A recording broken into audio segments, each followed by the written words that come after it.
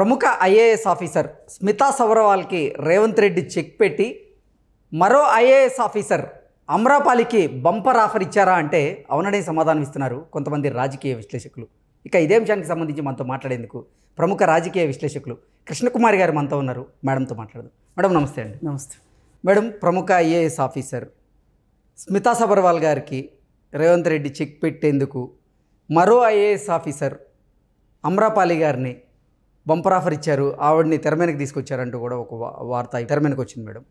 అందులో భాగంగానే కేంద్ర సర్వీసుల్లో ఉన్నటువంటి అమ్రపాలి గారిని ఇప్పుడు హెచ్ఎండిఏ జాయింట్ కమిషనర్గా నియమించారు. అలాగే విద్యుత్ శాఖకి సీఎండీగా ఉన్నటువంటి ప్రభాకర్ రావుని తీసేసి వేరే వాళ్ళని కూడా ఆ ప్లేస్లో నియమించారు. ఈ మార్పులను ఎలా చూడాలి? అంటే ఇప్పటికే ఆయా శాఖల్లో జరుగుతున్నటువంటి రివ్యూలకి రావాలని ఆదేశాలు జారీ చేసినప్పటికీ కూడా స్మితా సబర్వాల్ గారు ఇప్పటివరకు స్పందించలేదు. నిజంగా స్మితా సబర్వాల్ గారికి చెక్ పెట్టేందుకే రేవంత్ రెడ్డి అమ్రపాలిని తెర మీదకి తీసుకొచ్చారా, ఆవిడికి బంపర్ ఆఫర్ ఇచ్చారా అంటే ఏం చెప్తారు మేడం? నేను ఇది ఒప్పుకోనండి.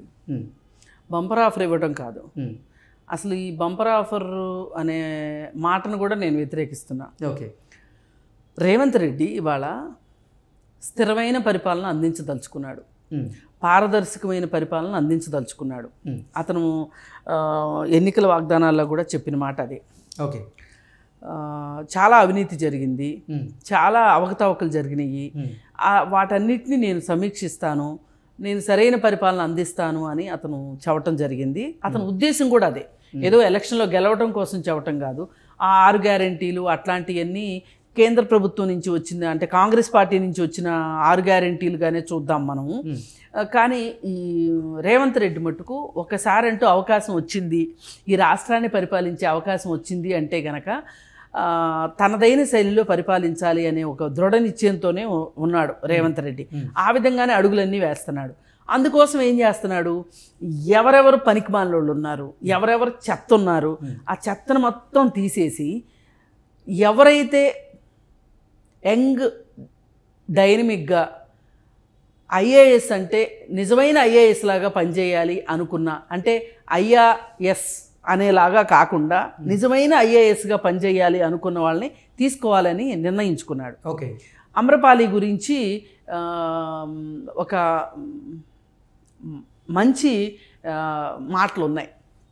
ఆమె నడవడిక గురించి కానీ, ఆమె పని విధానం గురించి కానీ, ఆమె మెంటాలిటీని గురించి కానీ. ఇప్పుడు వరంగల్లో ఆవిడ పనిచేసినప్పుడు ఆమె పని విధానం చాలామందికి నచ్చింది, చాలామంది అడ్మైర్ చేశారు. అప్పుడు ఆమెకి ఇంకా పెళ్ళి కూడా కాలేదు, తర్వాత పెళ్ళయింది.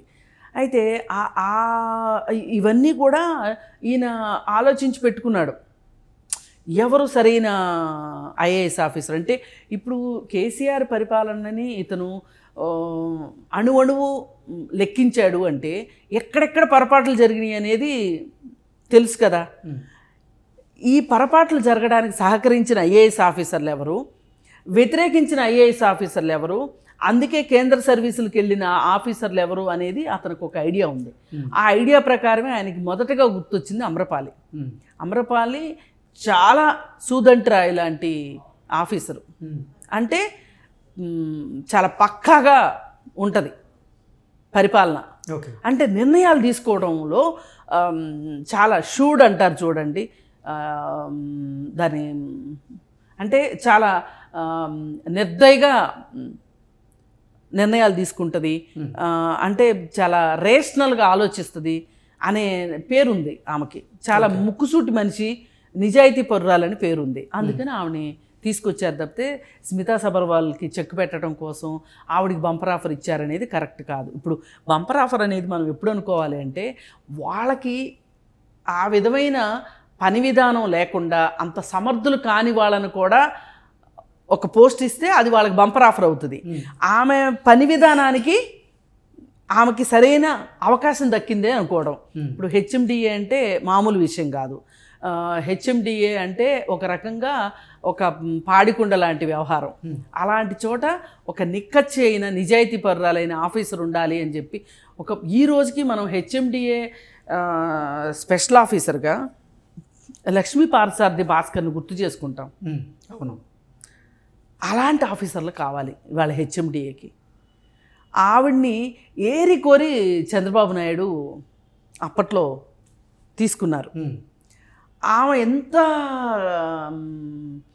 కఠినమైన మనిషి అంటే సాక్షాత్తు ముఖ్యమంత్రి ఫైల్ పంపించినా కానీ ఆమె సంతకం పెట్టదు. అలా ఆమె ఉండగా హెచ్ఎండిఏ స్పెషల్ ఆఫీసర్గా ఉండగా దుర్గం చెరువు దగ్గర ఒక పెద్ద బిల్డింగ్ కడితే అది ఎఫ్టీఎల్లో ఉంది అని చెప్పి దానికి ఆమె ఎన్ఓసి ఇవ్వలేదు, ఆక్యుపెన్సీ సర్టిఫికెట్ ఇవ్వలేదు, ఆమె ఓసీ సర్టిఫికెట్ ఇవ్వలా. అది ఆ తర్వాత వైఎస్ రాజశేఖర రెడ్డి గారు వచ్చిన తర్వాత ఏవో ఈక్వేషన్స్లో ఇవ్వాల్సి వచ్చింది, ఇచ్చారు. అది కూడా ఆమె ఇవ్వనంటే ఆమెని వేరే పదవికి మార్చి వేరే వాళ్ళని తీసుకుని వచ్చి అప్పుడు ఇచ్చారు. అంటే నిజమైన ఐఏఎస్ ఆఫీసర్లు, నిజాయితీ పరులైన ఐఏఎస్ ఆఫీసర్లు, సామాజిక బాధ్యత ఉన్నవాళ్ళు ఇలానే ఉంటారు. అందుకే అమరపాలిని తీసుకొచ్చారు రేవంత్ రెడ్డి. అలాగే ఇప్పుడు ప్రభాకర్ రావు గారిని మార్చి రజ్వీ గారిని తీసుకొచ్చారు. ఆయన కూడా అంతే, ఆయనకు చాలా మంచి పేరు ఉంది రజ్వీ గారికి. ఇంతకుముందు కూడా పనిచేస్తున్నారు. నాకు గుర్తున్నంత వరకు చంద్రబాబు నాయుడు పేషీలో కూడా ఉన్నారు ఆయన, రజ్వీ గారు. అందుకని మంచి ఆఫీసర్లు తీసుకుంటున్నాడు. అంటే ఇతని ఉద్దేశం అంతా ఎలా ఉంది అంటే, ఇతని కాన్సన్ట్రేషన్ అంతా ఇవాళ నన్ను నేను నిరూపించుకోవాలి, నేను నిజాయితీ పరుడని కానీ సమర్థవంతుడిని కానీ ఈ రాష్ట్రానికి సరైన పరిపాలన ఇస్తాను అనే నమ్మకంతో కాంగ్రెస్ పార్టీని గెలిపించారు. ఒక ఎగ్జాంపుల్గా ఉండాలి, ఒక చిరునామాగా ఉండాలి అని డిసైడ్ అయిపోయాడు రేవంత్ రెడ్డి. కాబట్టి ఇలాంటి నిర్ణయాలన్నీ తీసుకుంటున్నాడు. Okay, thank you. ప్రముఖ ఐఏఎస్ ఆఫీసర్ స్మితా సబర్వాల్కి రేవంత్ రెడ్డి చెక్ పెట్టి మరో ఐఏఎస్ ఆఫీసర్ అమ్రపాలికి బంపర్ ఆఫర్ ఇచ్చారా అంటే అవుననే సమాధానం ఇస్తున్నారు కొంతమంది రాజకీయ విశ్లేషకులు. ఇక ఇదే అంశానికి సంబంధించి మనతో మాట్లాడేందుకు ప్రముఖ రాజకీయ విశ్లేషకులు కృష్ణకుమారి గారు మనతో ఉన్నారు. మేడంతో మాట్లాడదాం. మేడం నమస్తే అండి. నమస్తే మేడం. ప్రముఖ ఐఏఎస్ ఆఫీసర్ స్మితా సబర్వాల్ గారికి రేవంత్ రెడ్డి చెక్ పెట్టేందుకు మరో ఐఏఎస్ ఆఫీసర్ అమ్రపాలి గారిని బంపర్ ఆఫర్ ఇచ్చారు, ఆవిడని తెర మీదకి తీసుకొచ్చారంటూ కూడా ఒక వార్త తెర మీదకి వచ్చింది మేడం. అందులో భాగంగానే కేంద్ర సర్వీసుల్లో ఉన్నటువంటి అమ్రపాలి గారిని ఇప్పుడు హెచ్ఎండిఏ జాయింట్ కమిషనర్గా నియమించారు. అలాగే విద్యుత్ శాఖకి సీఎండీగా ఉన్నటువంటి ప్రభాకర్ రావుని తీసేసి వేరే వాళ్ళని కూడా ఆ ప్లేస్లో నియమించారు. ఈ మార్పులను ఎలా చూడాలి అంటే, ఇప్పటికే ఆయా శాఖల్లో జరుగుతున్నటువంటి రివ్యూలకి రావాలని ఆదేశాలు జారీ చేసినప్పటికీ కూడా స్మితా సబర్వాల్ గారు ఇప్పటివరకు స్పందించలేదు.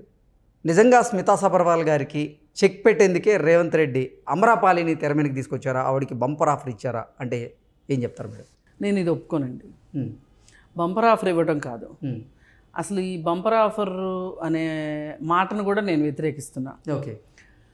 రేవంత్ రెడ్డి ఇవాళ స్థిరమైన పరిపాలన అందించదలుచుకున్నాడు.